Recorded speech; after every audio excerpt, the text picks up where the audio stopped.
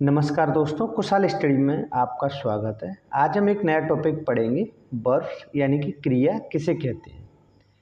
जिस शब्द से क्रिया के होने का बोध हो उसे हम वर्ब कहते हैं। वर्ब के मुख्यतः दो भेद होते हैं, यानी वर्ब क्या होता है, जिससे किसी कार्य के होने का बोध होता है उसे ही हम क्या कहते हैं, वर्ब कहते हैं।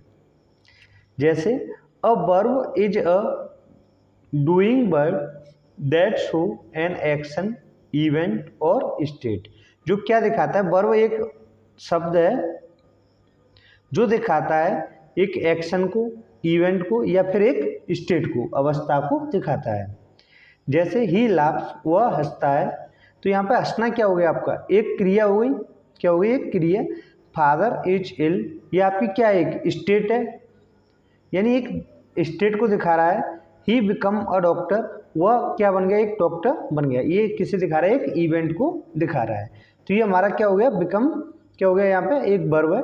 इज भी यहाँ पे क्या है, एक वर्ब है। वर्ब के मुख्यतः कितने भेद होते हैं, दो प्रकार की वर्ब होती है। एक होती है हेल्पिंग वर्ब और मेन वर्ब। पहले हम इसे चार्ट के माध्यम से समझते हैं। वर्ब को हमने दो भागों में बांट लिया, एक आपका हेल्पिंग वर्ब और एक हो गया आपका मेन वर्ब।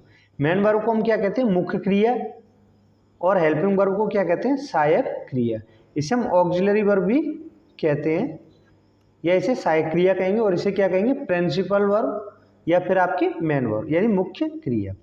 जो हेल्पिंग वर्ब है उसे हम दो भागों में बांट देते हैं, प्राइमरी वर्ब और आपकी एक मॉडल। मेन वर्ब को फाइनाइट वर्ब और नॉन फाइनाइट में। आप केवल इतना ध्यान रखिए, जैसे वर्ब होती है, वर्ब कितने प्रकार की, दो भागों में बांटती है हमने, हेल्पिंग वर्ब और एक मेन वर्ब में। ये तो हम जानते ही है सब कि एक सहायक क्रिया होती है, एक मुख्य क्रिया होती है। अब हेल्पिंग वर्ब में अगर हम बात करें तो ये भी दो भागों में बांटती है, एक प्राइमरी हेल्पिंग वर्ब है और एक मॉडल में बांटती है। अब जैसे हम देखते हैं, पहले प्राइमरी वर्ब को देखते हैं। प्राइमरी वर्ब में आपका क्या है, बी फॉर्म, एफ फॉर्म और आपकी डू फॉर्म। बी में क्या होता है, be, been, is, am, are, was, were.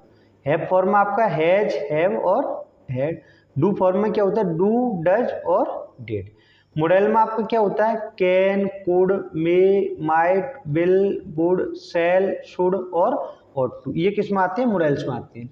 Models के अंदर एक आता है मार्जिनल मॉडल्स, जिसमें आता है आपका नीड टू, डेयर टू और ought to।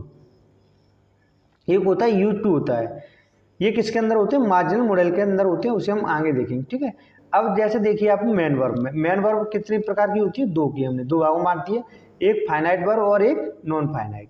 अब हम जैसे बात करेंगे हम फाइनाइट वर्ब की, तो फाइनाइट वर्ब के अंदर हम क्या क्या पढ़ेंगे, जैसे आपका ट्रांजिटिव वर्ब, सकर्मक क्रिया, इंट्रांजिटिव, लिंकिंग वर्ब और एक वर्ब और है आपकी फ्रेजल वर्ब। इन्हें हम किस में देखेंगे, आपकी फाइनाइट वर्ब में पढ़ेंगे। और इधर देखिए फाइनाइट में जीरेंट, इन्फिनिटिव, इन्फिनिटिव के अंदर आपके बेयर इन्फिनिटिव और पढ़ेंगे। पार्टिसिपल, पार्टिसिपल में हम पढ़ेंगे प्रेजेंट पार्टिसिपल, पास्ट पार्टिसिपल और आपका परफेक्ट पार्टिसिपल। कौन कौन से पार्टिसिपल पढ़ेंगे, प्रेजेंट पार्टिसिपल, पास्ट पार्टिसिपल और परफेक्ट पार्टिसिपल। पार्टिसिपल क्या होता है, जो एडजेक्टिव का काम करता है, यानी वर्ब ही होती है जो वर्ब एडजेक्टिव की तरह काम करती है, वो पार्टिसिपल आती है। प्रेजेंट का नाम मेन वर्ब। मेन वर्ब में हमने क्या देखा, फाइनाइट वर्ब और नॉन फाइनाइट। इनका ही मेन रोल सबसे ज़्यादा रहता है वर्ब के अंदर, जो हमारे कॉम्पिटिटिव एग्जाम में पूछे जाते हैं, वो यहीं से एरर बनती है। जैसे फाइनाइट वर्ब में ट्रांजिटिव वर्ब किसे कहते हैं, जिनके साथ ऑब्जेक्ट आता है, इंट्रांजिटिव ऑब्जेक्ट नहीं आता है। लिंकिंग वर्ब जो जोड़ने का काम करती हैं, और फ्रेजल वर्ब क्या होती हैं, जो आपने फ्रेजल वर्ब पढ़ी है, जैसे आस्क फॉर। में अगर हम जैसे बात करें जीरेंट, जीरेंट क्या होता है, वर्ब की फर्स्ट फॉर्म प्लस आईएनजी। जब कोई वर्ब आपकी नाउन की तरह यूज की जाती है उसे जीरेंट। इन्फिनिटिव टू प्लस वर्ब की फर्स्ट फॉर्म। पार्टिसिपल में हम देखेंगे कि जो भी वर्ब है आपकी, वो अगर एडजेक्टिव की तरह कार्य करेगी तो वो किस में आएगी, पार्टिसिपल के अंदर यूज की जाती है। यहाँ पर जैसे प्रेजेंट पार्टिसिपल क्या होता है, वर्ब की first form plus I N G. Past participle verb की थर्ड फॉर्म। और परफेक्ट पार्टिसिपल क्या होता है, हैविंग प्लस वर्ब की थर्ड फॉर्म। ये हम आगे पढ़ेंगे डिटेल में। वर्ब को हमने कितने भागों में बांट दिए, दो भागों में, हेल्पिंग वर्ब और आपकी मेन वर्ब। इसमें देखा प्राइमरी, ऑक्सिलरी वर्ब और मॉडल्स। इधर हमने फाइनाइट वर्ब और नॉन फाइनाइट। सबसे पहले पढ़ेंगे मेन वर्ब। सबसे पहले हम ये समझते हैं कि मेन वर्ब क्या होती है। जैसे वर्ब हमने पढ़ लिया, यानी कि क्रिया क्या होती है जो किसी कार्य के होने का बताती है, या किसी एक्शन को शो करे, इवेंट को शो करे, या किसी स्टेट को शो करे, तो उसे हम क्या कहते हैं, वर्ब कहते हैं। वर्ब को हमने बताया दो भागों में बांटा, एक हेल्पिंग वर्ब और एक आपकी कौन सी, मेन वर्ब। तो कि वर्ब क्या होती है, वर्ब क्रिया वह शब्द है जो किसी एक्शन को दिखाए, इवेंट को दिखाए, या फिर किसी स्टेट को शो करता है, उससे हम क्या कहते हैं, वर्ब कहते हैं। वर्ब ही मेन, किसी भी सेंटेंस का मेन पार्ट क्या होता है, वर्ब ही होता है। बिना वर्ब के कोई सेंटेंस नहीं बन सकता है। अब जैसे हमने वर्ब देख लिया, वर्ब में हमने देखा कि वर्ब दो भेद होते हैं वर्ब के, या दो प्रकार होते हैं। कौन कौन सा, एक हेल्पिंग वर्ब होता है और एक मेन वर्ब होता है। तो आज हम सबसे पहले पढ़ेंगे मेन वर्ब। मेन वर्ब के भी दो भाग होते हैं, एक फाइनाइट और नॉन फाइनाइट। तो पहले हम समझते हैं कि मेन वर्ब क्या होता है। मेन वर्ब यानी मुख्य क्रिया, इसे ही हम प्रिंसिपल वर्ब भी कहते हैं। जो वर्ब वाक्य में वाक्य के सब्जेक्ट के साथ मिलकर अपना एवं वाक्य के अर्थ को स्पष्ट करता है, उस वर्ब को हम प्रिंसिपल वर्ब या फिर मुख्य क्रिया कहते हैं, या फिर हम इसे हम क्या कहेंगे, मेन वर्ब कहते हैं। यानी जो वर्ब वाक्य में क्या करते हैं, जो वर्ब वाक्य में वाक्य के सब्जेक्ट के साथ मिलकर वाक्य के अर्थ को स्पष्ट करता हो, उसे हम क्या कहते हैं, प्रिंसिपल वर्ब। जैसे ही रीड्स, वह क्या करता है, वह पढ़ता है। ही आई प्ले, मैं खेलता हूँ। ही स्लीप, वह सोता है। ही ईट्स, वह खाता है। तो ये सब कैसे हैं, ये आपकी प्रिंसिपल वर्ब कहलाती हैं। अब जैसे देखिए हमने क्या देखा था, प्रिंसिपल वर्ब के दो भाग होते हैं, यानी जो मेन वर्ब उसके दो भाग होते हैं, एक फाइनाइट और एक नॉन फाइनाइट। तो पहले हम देखते हैं फाइनाइट वर्ब को। फाइनाइट वर्ब क्या होती है, फाइनाइट वर्ब को फुल वर्ब भी कहते हैं, यानी इन्हें हम क्या कहते हैं, फुल वर्ब भी कहते हैं। इन्हें ऑर्डिनरी वर्ब साधारण कहना भी अनुचित न होगा, चूंकि ये क्रियाएं सहायक क्रियाओं के साथ भी प्रयुक्त होती हैं, अतः इन्हें प्रिंसिपल वर्ब भी कहा जाता है। वाक्य की प्रमुख क्रिया होने के कारण इन्हें मेन वर्ब भी कहा जाता है। यानी फाइनाइट का कोई रोल नहीं है, केवल इनका रोल ये है कि ये जो वर्ब होती हैं ये मेन वर्ब ही होती हैं, लेकिन ये क्या है कि ये अपने सब्जेक्ट के अनुसार, या फिर आपके टेंस के अनुसार, नंबर के अनुसार, या फिर उसके पर्सन के अनुसार बदलती रहती है। इन्हें ही कहते हैं हम फाइनाइट वर्ब। इनके देखो चार भेद होती हैं, यानी फाइनाइट वर्ब कितने प्रकार की होती है, चार प्रकार की। एक intransitive verb, transitive verb, linking verb और आपकी फ्रेजल वर्ब। तो पहले समझते हैं हम फाइनाइट वर्ब क्या होती है। जैसे देखो फाइनाइट और नॉन फाइनाइट में क्या अंतर होता है, फाइनाइट वर्ब क्या होती है और नॉन फाइनाइट क्या होता है। जैसे सेंटेंस है, I work to get a job, यानी मैं कार्य करता हूँ एक जॉब प्राप्त करने के लिए। नीचे सेंटेंस है, he works to get a job, वह कार्य करता है जॉब प्राप्त करने के लिए। आई वर्क, मैंने कार्य किया, टू गेट अ जॉब, एक जॉब प्राप्त करने के लिए। दे वर्क, उन्होंने कार्य किया, टू गेट अ जॉब। अब यहाँ पर जैसे देखो वर्ब क्या है, एक क्रिया है। कौन सी एक क्रिया, मेन वर्ब है। अब मेन वर्ब में देखो ये क्या है, जैसे वर्क, यहाँ क्या है, वर्क है केवल, यहाँ वर्क्स हो गया, इधर वर्कड हो गया और इधर फिर वर्क हो गया। तो इसका मतलब क्या हुआ, ये क्रियाएं बदलती जा रही हैं। ये क्या हो रही है, ये क्रियाएं बार बार बदल रही है। देखो इस सेंटेंस में अलग क्रिया है, इसमें एस आ गया, इसमें ईडी लग गया। इसका अर्थ ये हुआ कि जो ये क्रियाएं क्या है, अपनी टेंस के अनुसार, किस किस के अनुसार चेंज हो रही हैं, ये क्रियाएं चेंज होती हैं, CHN चेंज होती है। किसके अनुसार, चाहे तो ये टेंस के अनुसार चेंज हो, यानी कि कौन सा टेंस है, प्रेजेंट है, पास्ट है, या फ्यूचर है, इंडेफिनिट है, परफेक्ट है, उसके अकॉर्डिंग चेंज होती हैं। या फिर कह सकते हैं हम पर्सन के अनुसार चेंज होती हैं। पर्सन जैसे फर्स्ट पर्सन है, सेकंड पर्सन सब्जेक्ट है, या थर्ड पर्सन सब्जेक्ट है। या फिर नंबर के अनुसार भी चेंज हो सकता है, जैसे सिंगुलर नंबर है या फिर आपका प्लूरल नंबर है, उनके अनुसार भी ये वर्ब चेंज होती है। जबकि इधर देखो, इधर आगे क्या एक वर्ब है, गेट, इधर भी गेट है, यहाँ भी गेट है, गेट गेट। तो ये वर्ब कौन सी कहलाती है, नॉन फाइनाइट वर्ब कहलाती है, यानी ये नो चेंज है। फाइनाइट वर्ब क्या होती है, बदलती रहती है, उन्हें हम कहते हैं फाइनाइट वर्ब।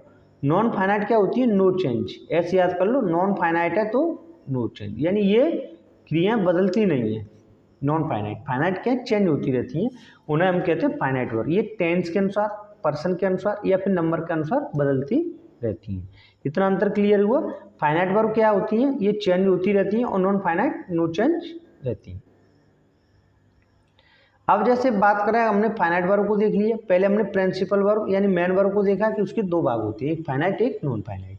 फाइनाइट क्या होती है, जो चेंज होती रहती है। किसके अनुसार? टेंस के अनुसार, नंबर के और पर्सन के अनुसार। अब हम देखते हैं फाइनाइट के भी हमारे दो भाग हैं, कौन कौन से? एक ट्रांजिटिव वर्ब पढ़ेंगे इसके अंदर और एक इंट्रांजिटिव।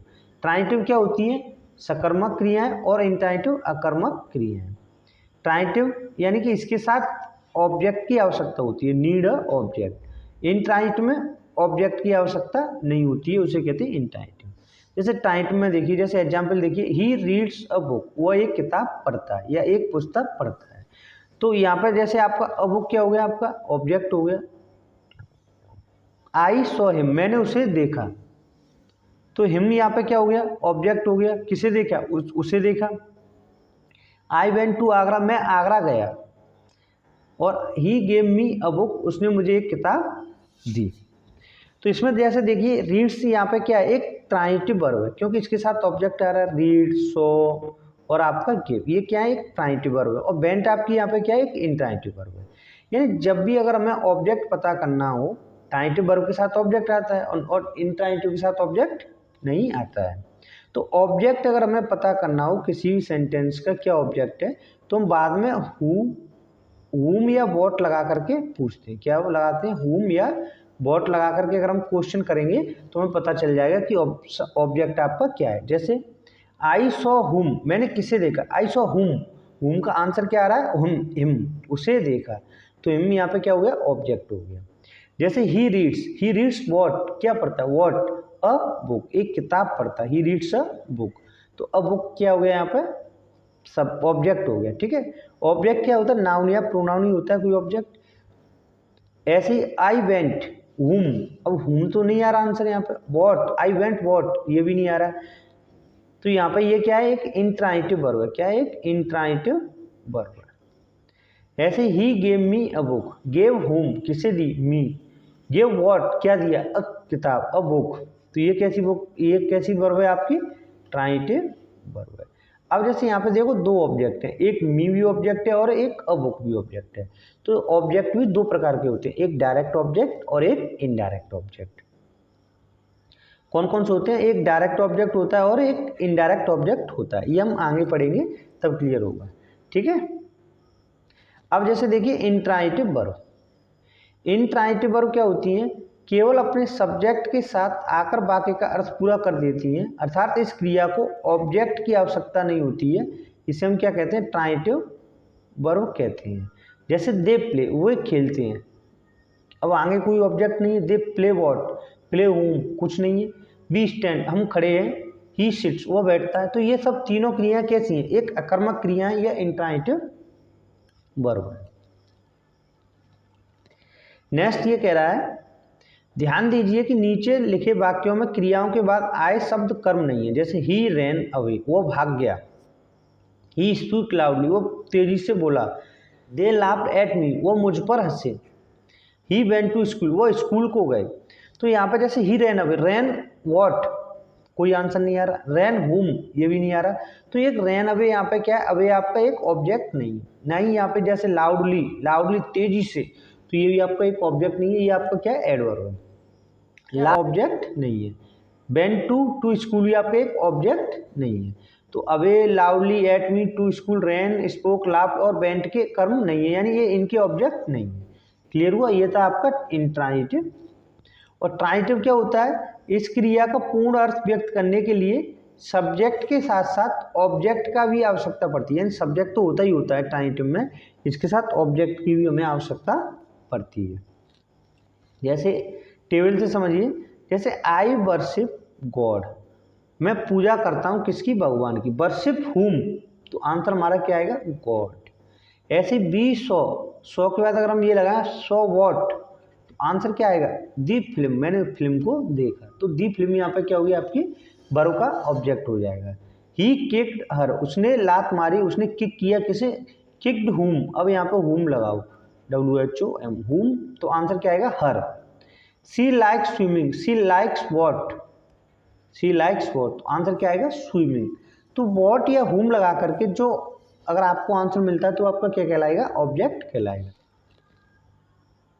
नेक्स्ट कह रहा है, ऑब्जेक्ट की पहचान के लिए क्रिया में क्या या किसे लगाकर प्रश्न करना चाहिए। जैसे पहले वाक्य में प्रश्न करना है कि किसे पूजता है, वह किसकी पूजा करता है, तो उत्तर होगा भगवान को। अतः गौर क्या हुआ, ऑब्जेक्ट हुआ। ऐसे दूसरे वाक्य में प्रश्न करना चाहिए क्या देखा, आपने क्या देखा, तो उत्तर क्या आएगा, फिल्म देखी। अतः फिल्म क्या हुआ, आपका ऑब्जेक्ट हुआ। क्लियर हुआ। ये था हमारा वर्ब का पहला पार्ट था। आपको कैसा लगा कमेंट बॉक्स में जरूर बताइएगा। अगर आपका कोई सुझाव है तो उसे भी बताइएगा। Thank you for watching.